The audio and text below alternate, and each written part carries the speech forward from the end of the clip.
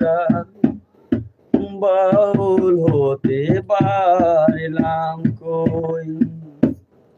যতই পড়ি তুলসী কাঠি নিহাতি এক তারা, তুলসী তলায় বসে কেন হই না যত ঘর ছাড়া। আমার মনটাকে দাও বাউল করে, মনটাকে দাও বাউল করে, বাউল হতে পারলাম কই। সবাই ডাকে বাউল বলে, বাউল হতে পারলাম কই।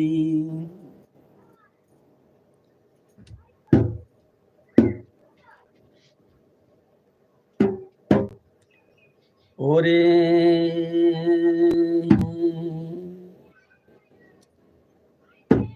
আমার মনের মানুষে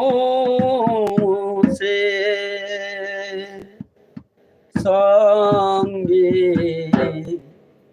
মিলন হবে কতদিনে, আমার মনের মানুষের সনে মিলন হবে কতদিনে, আমার মনের মানুষের সনে। ওরে যখন আমার, তো আজ থেকে ম্যাক্সিমাম 5-7 বছর আগের কথা বলছ, ওরে তখন আমার বয়স হয়েছিল 17,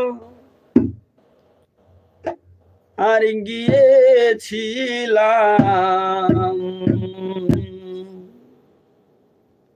অনেক দ্বীপান্তর, আর সেখানে সেখানে সেখানে এখন বাউল গান হয়েছিল। তো সেখানে মানুষরা তখন আমাকে বলছে, তো দাদা ভাই, তো তুমি তো নিশ্চয়ই গান বাজনা টুকটাক করো, তা কি মনে করে এথায় আইলা? তখন তারে আমি কহিলাম, মিলন হবে কতদিনে, আমার মনের মানুষের সনে মিলন হবে কতদিনে, আমার মনের মানুষের সনে।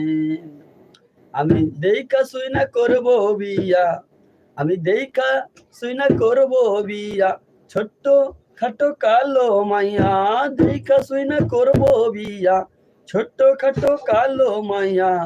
কালো বউ থাকলে পরে বিপদ থাকে না রে, কালো বউ থাকলে পরে বিপদ থাকে না। তো ওই জায়গাতে আমি গেলাম, যাওয়ার পরে তো একটা সুন্দরী রমণীর সঙ্গে দেখা। তো সেই রমণী তো আমাকে দেখলো, ওরে দেখে যখন ফগলা দাঁতের হাসি দিল, আমার বুকটা ধপধপ ধপধপ করতে লাগলো। আর না জবান ছেলে, তো যখন সুন্দরী রমণীটাকে দেখলো, পাগলের মতন হয়ে গেল। তখন আমি বললাম,